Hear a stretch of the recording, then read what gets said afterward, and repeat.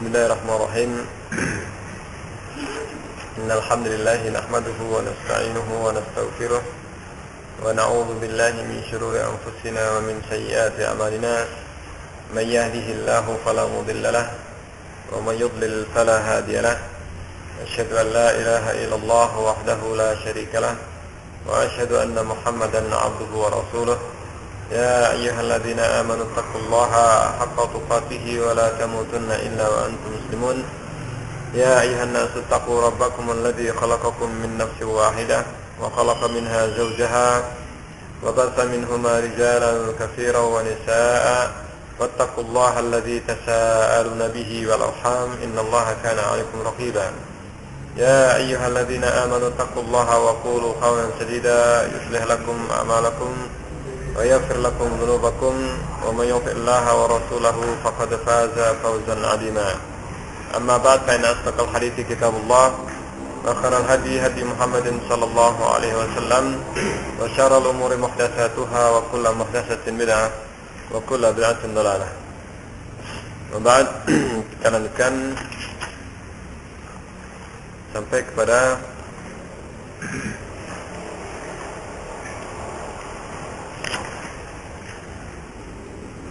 mana yang terakhir? Ar-Rahmanul Istawa. Sekarang.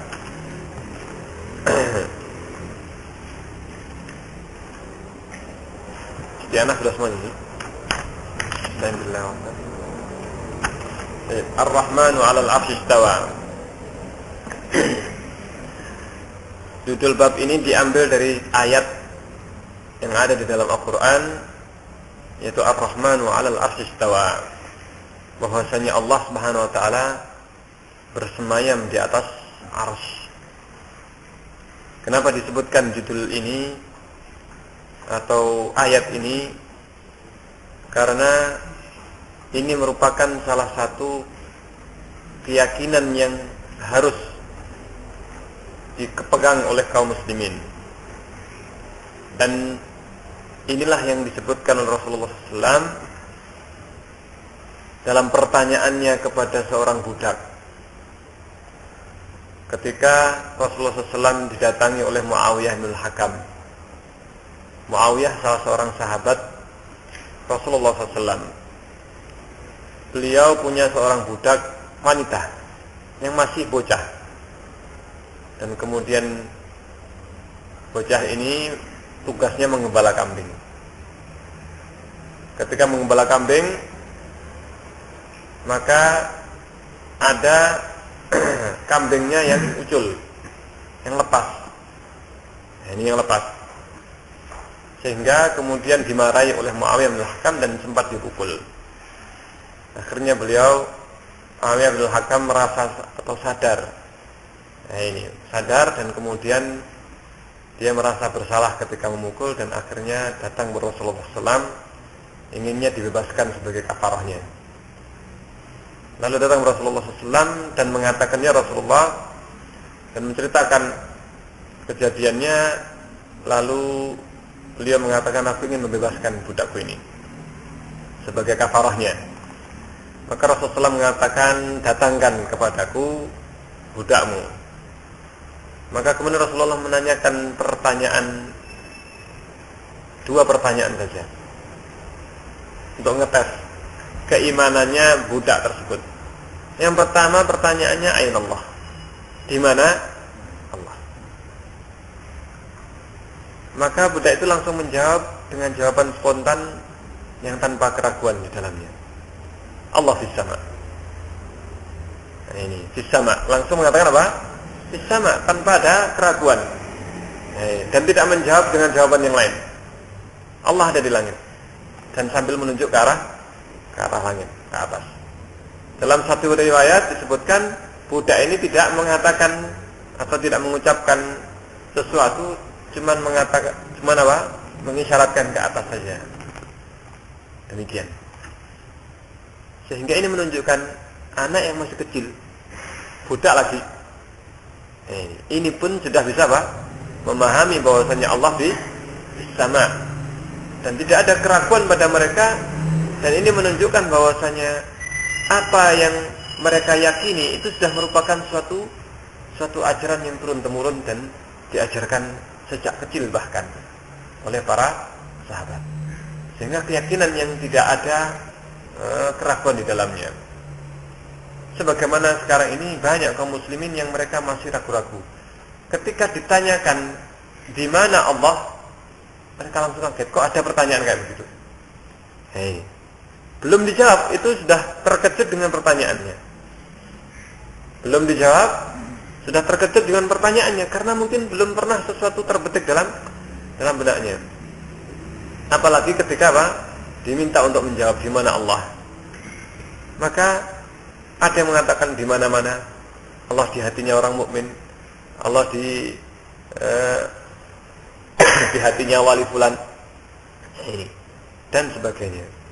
Maka ini termasuk di antara keyakinan yang mungkin sudah banyak yang luntur. Di antara kaum muslimin ini sudah banyak yang mereka ragu di mana Allah sebenarnya. Ini yang harus ditanamkan kembali. Ditanamkan kembali kepada kaum muslimin dan diajarkan. Dan tidak perlu kita mengatakan masa kita diajari lagi di mana Allah. Karena memang banyak kaum muslimin yang akhirnya ragu dan kemudian mengatakan Allah di mana-mana. Dan di berbagai kesempatan pertanyaan ini banyak yang tidak bisa menjawab. Padahal cuma pertanyaan yang sangat ringan. Bahkan bisa jadi orang hafal Quran, ini ditanya di mana Allah tidak bisa menjawab dengan benar. Ini bisa jadi. Bahkan orang yang dia itu mungkin hafal 10 qiraat. Ini ditanya di mana Allah pun ragu atau tidak bisa menjawab dengan benar. Tidak jawab jawaban yang tidak meyakinkan. Padahal jariyah ini ketika ditanya Rasulullah dengan jawaban yang tepat dan Rasulullah SAW membebaskan karena jawabannya tersebut. Ini setelah pertanyaan kedua, waman ana, siapa saya? Anta Rasulullah. Ini jawabannya cuma anta Rasulullah, engkau adalah Rasulullah. Maka Rasulullah mengatakan, "I'tiqha fa innaha mu'minah." Bebaskan dia karena sesungguhnya dia adalah seorang mukminah. Seorang yang mukminah. Rasulullah cuma mengetes keimanannya dengan 2 pertanyaan saja. Yang pertama adalah menanyakan keberadaan Allah Subhanahu wa taala. Nah, sekarang ada yang mengatakan tidak boleh menanyakan di mana Allah. Padahal Rasulullah yang bertanya sendiri. Yang mengatakan tidak boleh menanyakan di mana Allah karena dia nggak tahu jawabannya. Dia nggak tahu jawabannya atau dia ragu. Sehingga ini membuat keraguan, nggak usah ditanyakan di mana Allah. Tidak boleh bertanya. Sampai demikian, di antara tokoh atau kiai atau yang dikatakan bahkan ulama itu sampai mengatakan tidak boleh kita menanyakan di mana Allah. Tidak perlu kita menanyakan atau ngetes orang dengan pertanyaan di mana Allah. Bahkan seandainya boleh ngetes keimanan seorang, maka yang boleh ngetes adalah dengan 1 pertanyaan ini tadi, yaitu pertanyaan di mana Allah dan siapa?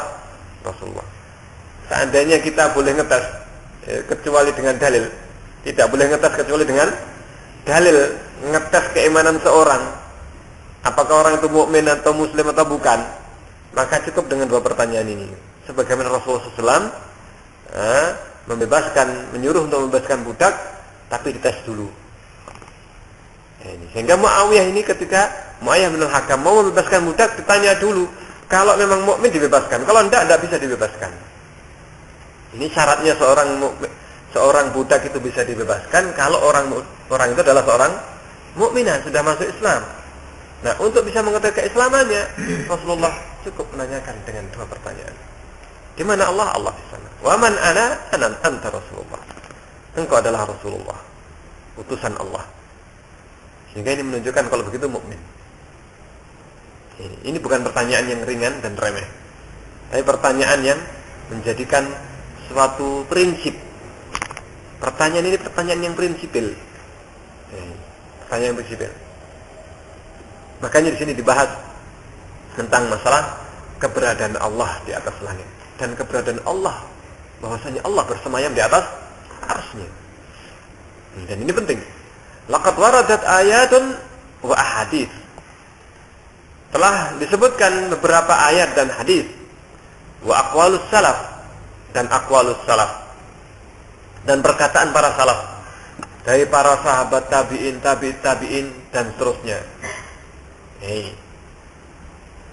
Tusbitu, yang menetapkan al-ulu walillah, sifat ketinggian, kemahatinggian Allah Subhanahu wa taala. Bahwasanya Allah ada di atas langit, di atas arsy, bersemayam di atas arsy. Ibnu Qayyim atau Imam Az-Zahabi. Imam Az-Zahabi salah seorang ulama yang dia termasuk zaman pertengahan Imam Az-Zahabi ini.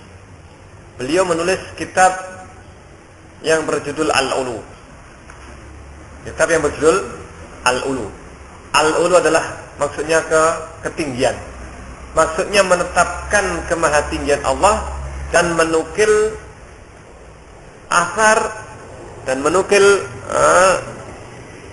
perkataan dari mulai sahabat sampai zamannya Imam Az-Zahabi yang menetapkan sifat al-ulu, baik itu hadis atau ayat atau hadis ataukah asar dari para salaf. Demikian juga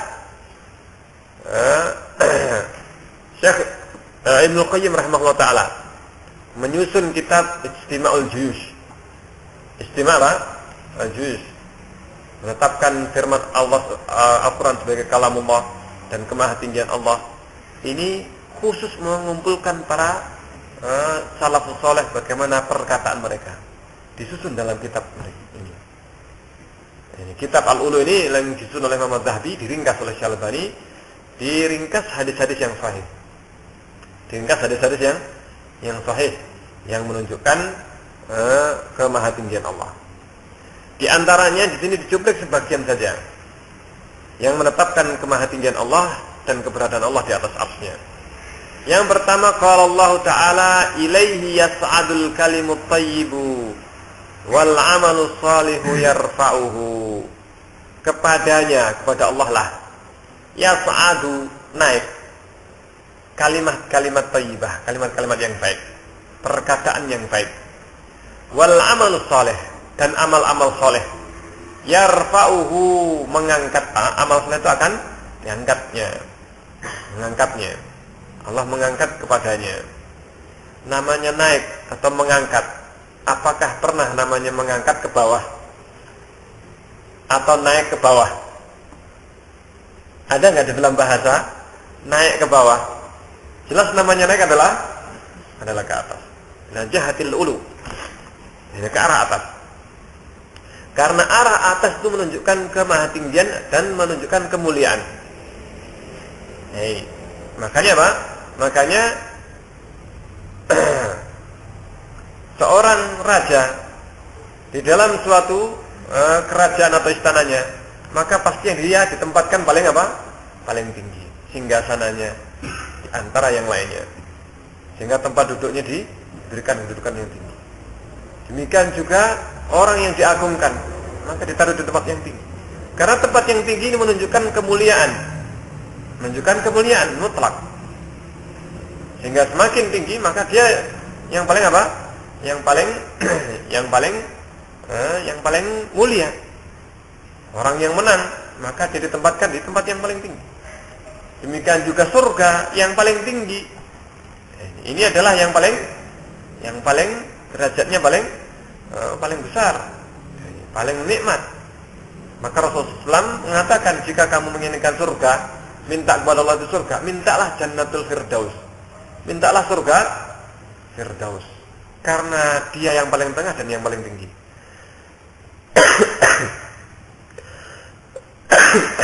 Dia yang paling tengah dan yang paling tinggi.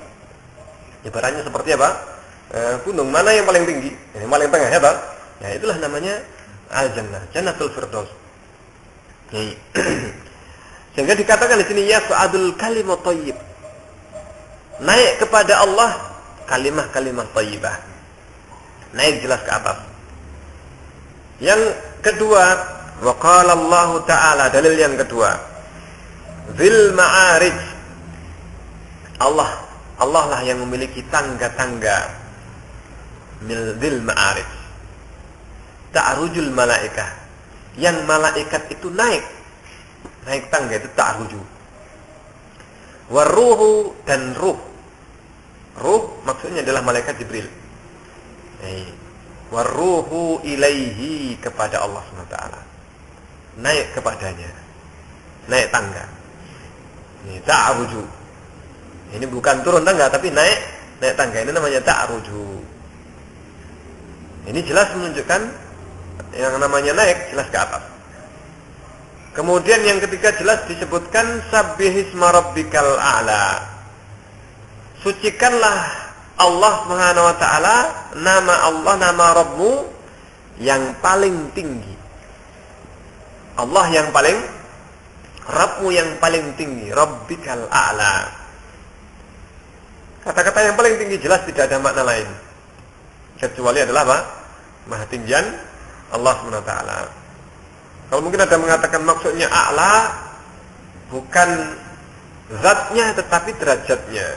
Derajat itu maksudnya apa? Kemuliaannya Allah SWT itu yang paling tinggi, bukan zatnya Allah yang paling tinggi. Maka Pak, bisa ditetapkan dengan ayat-ayat yang sebelumnya. Namanya naik kepada Allah SWT. Ini jelas adalah apa? Yang paling tinggi. Kemudian ayat-ayat yang lainnya yang menyebutkan tentang apa? Jelas kemahatinggian Allah. Kemahatinggian Allah naiknya. Kemudian turun dari Allah. Segala satu dari langit. Urusan dari langit itu turun dari Allah SWT kepada ke bumi ini. Kemudian Allah menurunkan Al-Quran darinya. Menurunkan, namanya menurunkan jelas apa? Dari atas, ya tak? Menurunkan dari atas. Allah menurunkan darinya Al-Quran. Kami turunkan Al-Quran. Kami turunkan makhluk. Ini diturunkan dari Allah. Dari mana? Dari atas. Ini. Kemudian yang keempat, dalil yang keempat. Naqal al-Bukhari fi kitab at-Tauhid. Imam Bukhari menyebutkan dalam kitab at-Tauhid an Abil Aliyati dari Abul Aliyah wa Mujahidin dan dari Mujahid. Ini para tabi'in. Abul Aliyah, Mujahid ini adalah para tabi'in. Murid-muridnya para sahabat. Fi tafsiri, di dalam tafsirnya, dalam menafsirkan summa istawa ilas sama, kemudian istawa. Ini istawa ilas sama. Apa maknanya istawa ilas sama? Maksudnya dari ala wartafa'a. Yaitu apa? Ala maha tinggi, irtafa'a dan naik. Ini irtafa'a, naik atau berada di atas ketinggian. Dan dalil yang kelima, qala Allah Ta'ala, Allah berfirman, Ar-Rahmanu 'alal 'arsy istawa. Allah bersemayam di atas ars. Ar-Rahman, Ar-Rahman adalah Allah. Salah satu di antara nama-nama Allah Subhanahu wa taala. Ar-Rahmanu 'alal 'arsy istawa. Ai ala wartafa'a kama jaa fi tafsir at-Tabari, yaitu ala wartafa'a, yaitu maha tinggi, berada di atas sesuatu. Itu namanya adalah ala. Wartafa'a dan naik, artinya tinggi. Ini dalam tafsir at-Tabari dan dinukil Ibnu Katsir yang disebutkan secara ijma' sepakat bahwasanya makna istawa 'alal ars maksudnya adalah apa? Ala wartafa'a, di atas. Dan tidak ada yang mengartikan dari salaf yang mengartikan istawa bermakna istaula, berkuasa. Karena memang secara bahasa istawa itu tidak ada yang mengartikan dengan makna istaula, berkuasa. Ini cuman belakangan saja yang kemudian dimunculkan oleh Fakhruddin Ar-Razi, Fakhrur Razi, salah seorang apa? Ahlul Kalam. Dan dia kemudian menyusun kitab kamus. Ini kamusnya apa? Ar-Razi ini kemudian yang diikuti setelahnya sampai kemudian akhirnya di dalam kamus tersebut disebutkan di antara makna istawa adalah istaula. Ini bahayanya. Ini kamus pun bisa dimasuki oleh apa? Oleh pemahaman dari mana istaula. Ini mengambilnya dari apa? Dari salah satu bait syair yang tidak jelas arahnya. Itu apa? Tidak jelas arahnya. Sehingga apa? Sehingga mereka berusaha menafsirkan atau mengartikan istawa, mentahrif kepada istaula, berkuasa.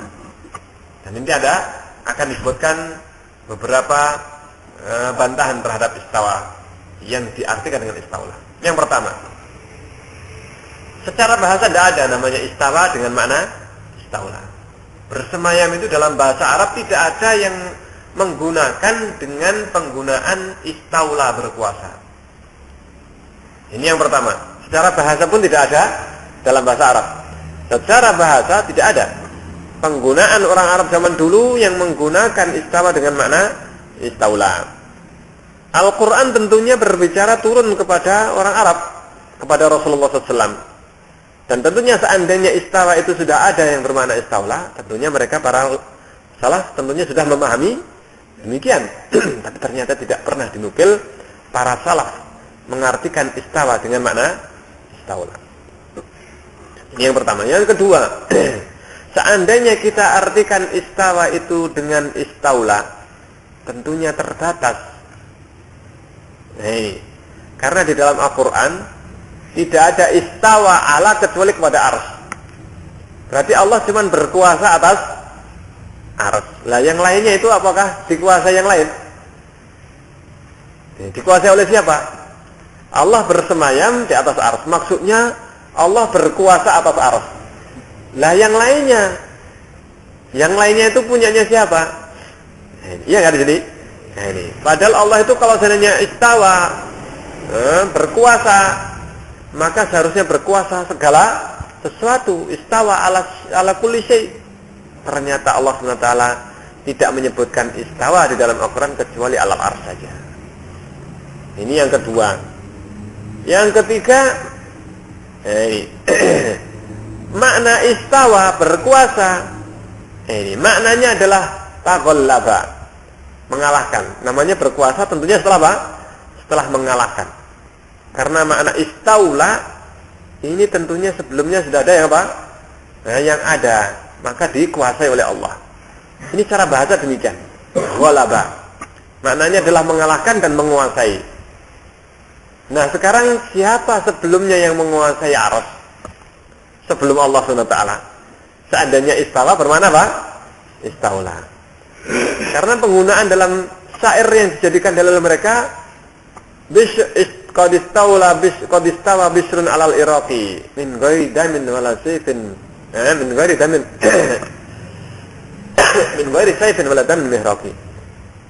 Bishr telah berkuasa atas Irak, telah bersemayam di atas Irak. Maksudnya berkuasa. Ini dalil yang dipakai oleh yang mengartikan istawa dengan istaula. Min ghairi safin, tanpa pedang dan tanpa darah tertumpah. Sebelum Bishr berkuasa, tentunya ada yang menguasai.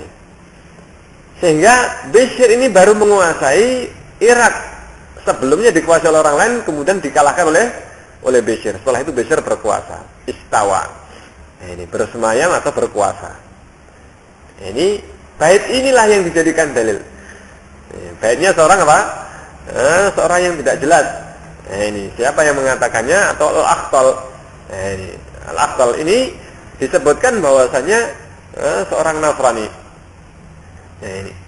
Kemudian yang kedua, yang keberapa tadi ya? Yang keempat. Ya, kalau begitu kekuasaannya Allah itu cuma terbatas pada arsy. Demikian juga kekuasaan Allah namanya istawa itu adalah apa? Namanya istaula, berkuasa. Istaula. Ini didahului oleh kekuasaan yang lain. Terlalu lemah seandainya kita artikan istawa dengan istaula, berkuasa. Sehingga para ulama salaf termasuk Imam Malik akan disebutkan nanti bagaimana kemarahan Imam Malik terhadap orang yang menanyakan apa maksudnya istawa. Karena maknanya jelas. Disebutkan di sini khataba Rasulullah SAW, dalil yang ke-6. Dalil yang ke-6. Yauma Arafah, Rasulullah khutbah pada hari Arafah fi hajjatil wada, pada waktu haji wada.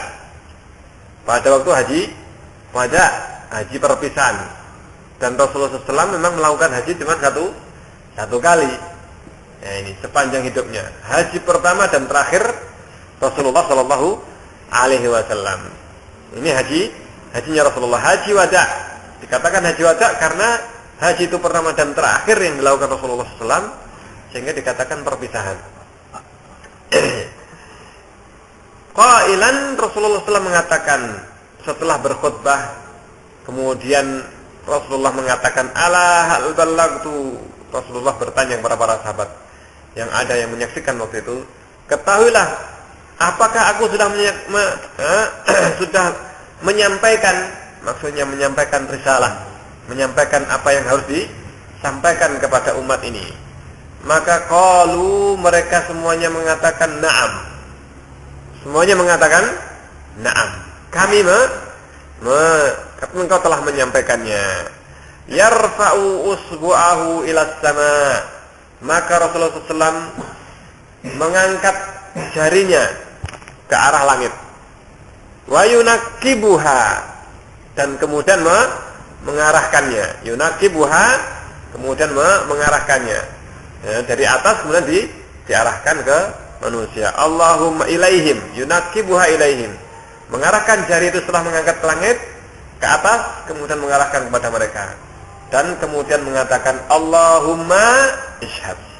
Ya Allah, sambil menunjukkan langit. Ya Allah ishhad. Ini menunjukkan bahwasanya Rasulullah SAW tidak hanya sekedar apa? Tidak hanya sekedar mengucapkan Allahumma, tapi menunjuk ke atas langit, mengarah kepada Allah Subhanahu wa taala. Allahumma syahad. Ya Allah, saksikanlah mereka. Ini dalil bahwasanya Allah Subhanahu wa taala berada di atas langit. Ini diriwayatkan oleh Imam Muslim. Ini dalil yang ke-6. Kemudian dalil yang ke-7. Wa qala sallallahu alaihi wasallam.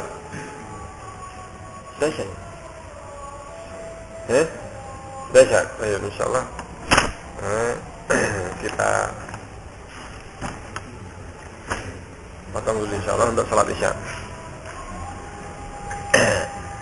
Setelah sampai di sini, kita lanjutkan ba'dal Isya.